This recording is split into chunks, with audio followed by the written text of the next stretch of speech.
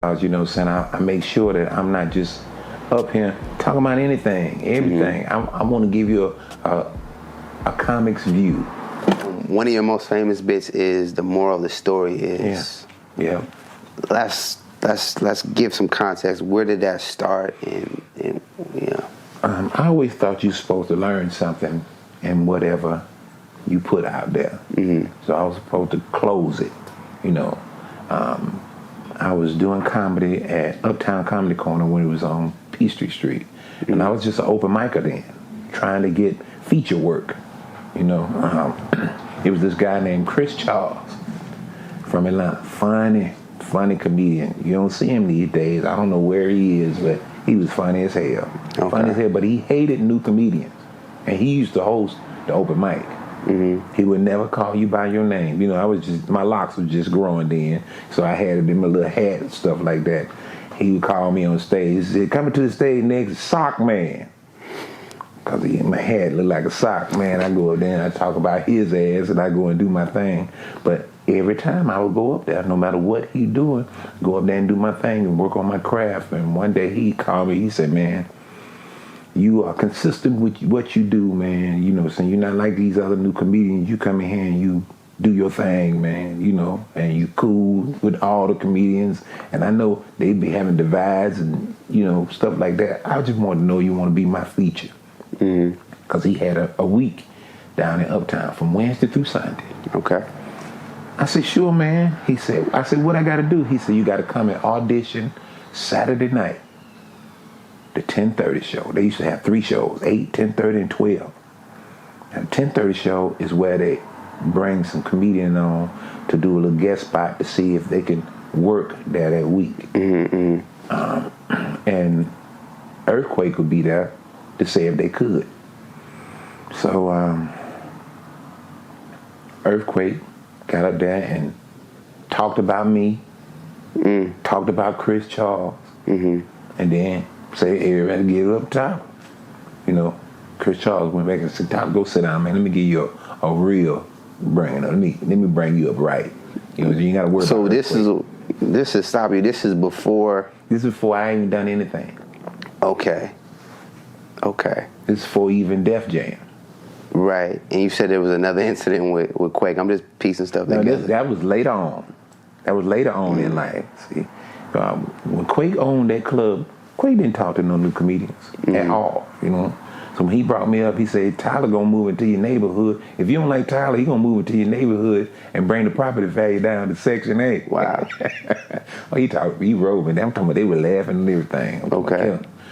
So when Chris brought me up, I did my thing, and the last joke I told, I said, "The moral of the story is be yourself." And got a standing ovation.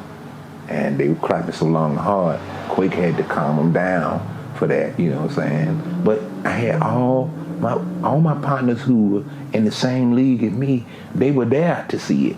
You know, that's what we did. We cheered each other on and we supported each other about stuff like that. And now, you know what I'm saying? So I got on stage and I got a chance to work the whole week.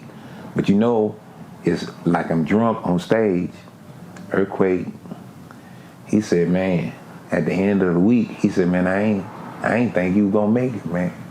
I thought we were gonna have to call the police, the ambulance gets you. You was so drunk." It wasn't even that.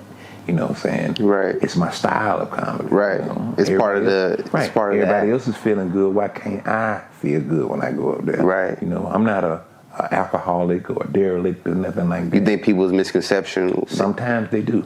Sometimes they think I'm an alcoholic or something like that. Because one guy told a friend of mine, saying, "I ain't coming. All he do is promote alcoholism, you know, not understanding what I'm doing." But you know what I'm saying? Those are people that don't understand that, you know, acting and comedy, they go hand in hand. See, your comedians are some of your greatest actors because we give you the whole scene without the backdrop. And then when we get the backdrop and the scene, you know what I'm saying, we can fall right into it just like that. And, you know what I'm saying? It's mostly an act. Yeah. Do you think that misconception kind of like hindered things? Like, did it ever like mess up when it came down to business? People misread you? Not really, Okay. because you know what I'm saying. I do churches also. Okay. You know what I'm saying? But I could still turn it around to, you know what I'm saying, to make it and to present myself or whatever, you know. And, you know, you don't know, you know, always knows.